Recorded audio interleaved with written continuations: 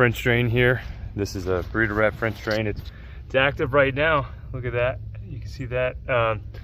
This is the 3.5 inch 8 slot in here. See if I can show it in there. It is all hidden now, but we have it connected.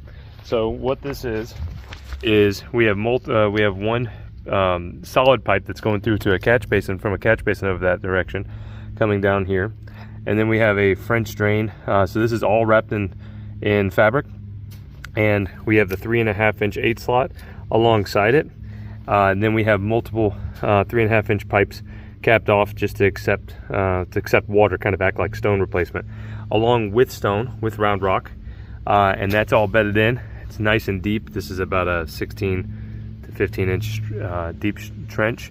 Wrapped it all up. We're putting sand on it. We're going to smooth that over and put the sod back over. This is the sod that we had taken up. This is all going to connect in right here. This is our the extreme or extra heavy duty fitting with copper.